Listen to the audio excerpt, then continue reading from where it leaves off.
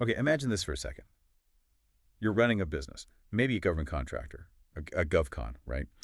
You pour weeks, maybe even months, into crafting this killer proposal for a big federal contract. You've got the best team, the smartest solution, the price is sharp. You hit submit, feeling pretty good. And then crickets. Or worse, you get that email, disqualified. So let's unpack this. There was this 2020 study, National Defense University, and it found something really eye-opening. Get this, 65% of bids disqualified right at stage one. 65%.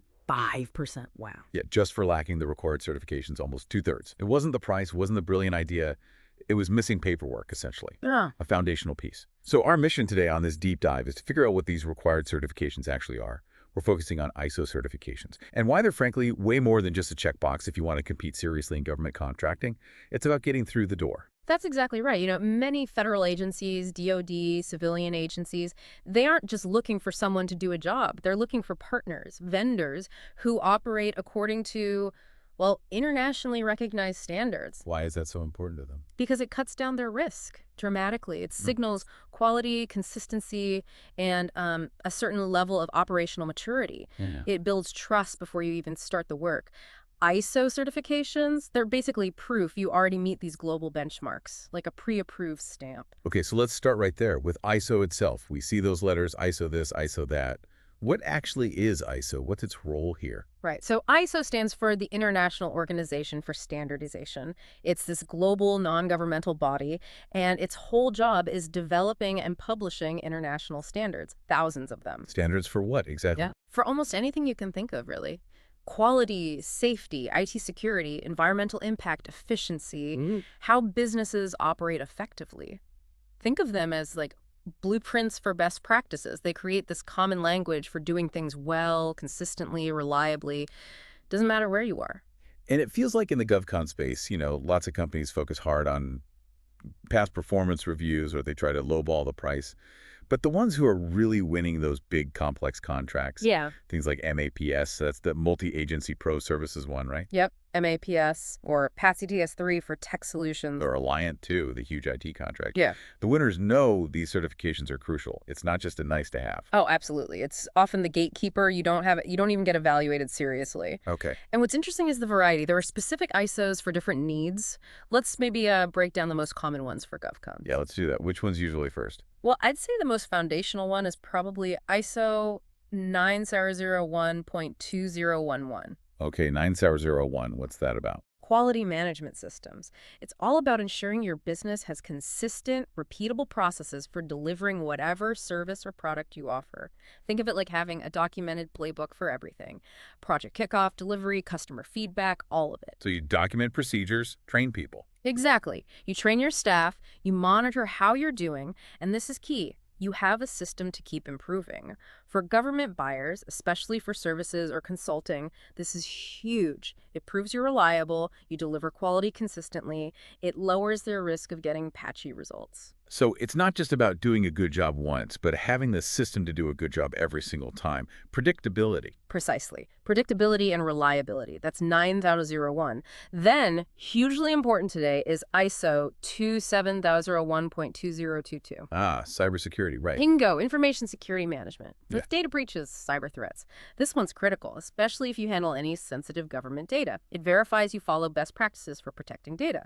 Access controls, incident response, risk assessment, the whole 9 yards. So for IT contracts, cloud, defense work, this is probably a must-have. Often, yes.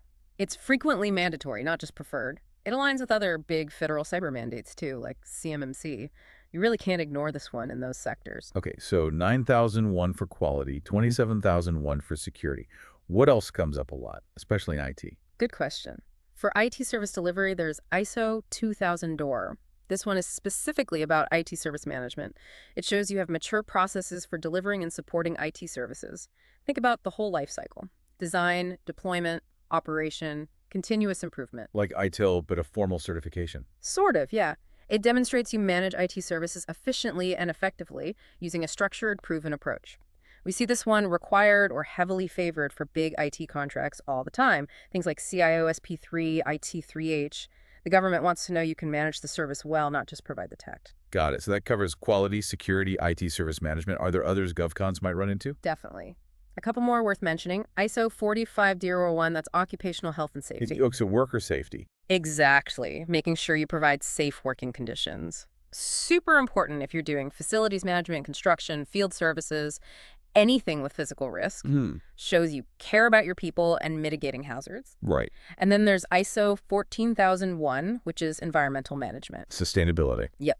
Focuses on sustainability, energy efficiency, environmental responsibility. With the government pushing more green initiatives, especially agencies like EPA or even DoD looking at base sustainability, this can give you a real edge. Maybe not always required, but definitely a plus. So it's a whole suite. And depending on what kind of work you do, some are absolutely mandatory, written right into the rules. Correct. While others give you a serious scoring boost. So much so that, like you said, without them, you're basically handicapping yourself before you even start. That's the reality. You could have the best widget at the lowest price, but if the solicitation says you need ISO 27001 for Alliant 2 and you don't have it, Your proposal hits the shredder, Yeah. metaphorically speaking. pretty much doesn't get past that initial compliance check. Okay, which brings us to the big why. This feels like more than just jumping through hoops. Why are these certs such a game changer for GovCons? Where does it get really interesting? Yeah, this is where the strategy comes in. It's not just about compliance. There are, I'd say, 3 huge benefits. First, and it's the most obvious one, they literally unlock more contract opportunity. By being required. Exactly. Especially those big multi-year IDIQ contracts everyone wants, the ones where agencies can just place orders over years. They often mandate ISO certs just to be eligible. You mentioned Alliant 2, perfect example. It flat out required ISO 27001 just to pass the technical evaluation gate.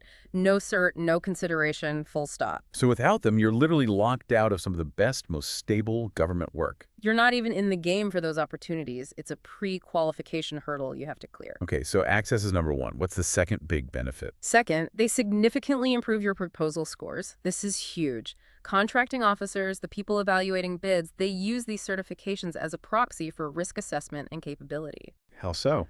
Well, when you have an ISO certification, it means an independent third party has verified you have solid, documented processes. It's not just you saying you're good. So that translates directly into higher scores in those key evaluation sections of the RFP. Like which ones? Like technical approach, it shows your methods aren't just made up, they're structured, repeatable. Past performance, it suggests you follow rules and compliance protocols consistently. Management capability, it proves you have scalable systems to handle complex work. So you look less risky. Much less risky. And more than that, you look proactive, mature, operationally excellent. It signals you have this internal culture of doing things right consistently. That's incredibly valuable for a long-term government partner. That makes sense. Less risky, more appealing. Yeah. Okay, and you said 3 benefits. What's the third? The third one is maybe a bit less obvious, but just as powerful. They future-proof your pipeline. Future-proof. By getting certified now, even if the big contracts you're targeting, like maybe MAPS gets delayed again, you're ready the second those RFPs hit the street. You're not scrambling at the last minute trying to get certified while also writing a proposal. That's a recipe for disaster. Right, you're prepared in advance. Exactly. And you're also better positioned for related opportunities that pop up, smaller task orders under existing IDIQs, other related contracts, maybe even sole source awards if an agency really likes your certified capabilities.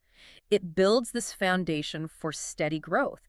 And honestly, beyond just winning, the process of getting certified often forces internal discipline that makes your company run better. Oh, interesting. Like it improves your actual day-to-day operations. Absolutely. We've seen companies maintain better profit margins after getting certified just because their ISO processes reduced waste, cut down on rework, streamlined things. It makes you operate like a top-tier company. That can even help you attract better employees, too. Wow. Okay, so it's a serious investment, but the payoff isn't just the contract win. It's better ops, better pipeline, maybe even better talent. That's the strategic view. It really does ripple through the entire business. Okay, so for the GovCons listening, or maybe companies thinking about getting into government work, Yeah.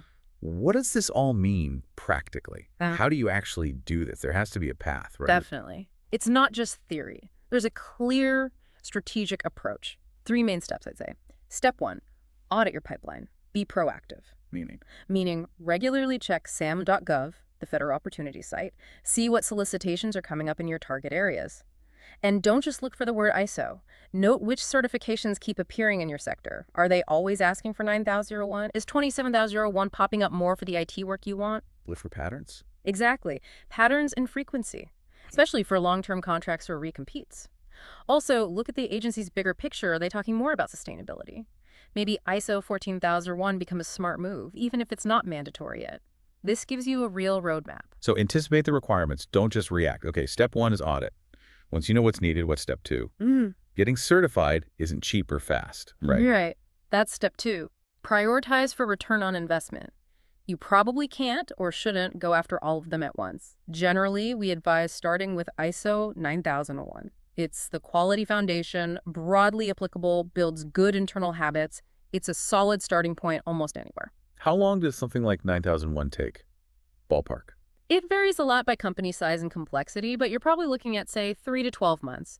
There's internal work, documentation, audits. Okay. Then, if you're in defense or IT, you absolutely layer on ISO 27001 for security and probably ISO 20001 for IT service management. Those are huge in those fields. And those take longer? Usually, yes, especially 27001, because the security controls are pretty rigorous, maybe 6 to 18 months for that one. And just to address something I hear, sometimes, no, it's not just buying a certificate. There are costs, yes, for auditors, consultants maybe, but the real effort is the internal overhaul, getting your processes right and proving it to an independent auditor. It's a real investment in your capability. Got it. Okay. So audit, prioritize. What's the final step? You've got the certs. Now what? Now you have to use them strategically in your proposals. Step 3 is all about leverage. Meaning more than just listing them? Way more. Don't just bury them in an appendix, mention them up front, prominently. In section L of the RFP, that's the instructions section, show how you meet those required certifications right away. Then, crucially, in section M, the evaluation criteria, where they tell you how they'll score you, explicitly connect your certifications to those criteria. Like how? Like, our ISO 9001 certified process directly addresses the requirement for a proven quality control plan under management approach. Or, our ISO 27001 framework ensures we meet the data security standards outlined in the risk mitigation factor. Weave it into your narrative. Talk about it in oral presentations. Highlight it in your management volume. Show the value. How does this certification benefit the government on this specific contract? Make it impossible for them to miss. So it becomes a proof point, a tangible piece of evidence for your claims about quality or security or management. Exactly. It substantiates your claims. It's not just compliance. It's a powerful competitive weapon, a strategic asset. That really reframes it. Okay, so wrapping this up, the core insight here seems clear. Yeah, I think so. ISO certifications, especially for GovCons aiming high, they're not just bureaucratic hurdles. They are fundamental to competing effectively. We mentioned that stat earlier, but some RFPs actually allocate like up to 20% of the total score just for proving you meet these standards. 20%, that's massive. It's huge. Yeah. And without them, you're often screened out before they even look closely at your price or your technical solution. But with them, you move beyond just being eligible. You signal trust, reliability, lower risk. You become a preferred choice, much more likely to actually win. Makes perfect sense.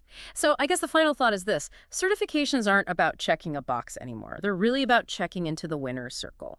Checking into the winner's circle. I like that. A powerful way to think about it. Definitely gives everyone listening something to consider about their own strategy and how to make sure they're positioned to compete and win.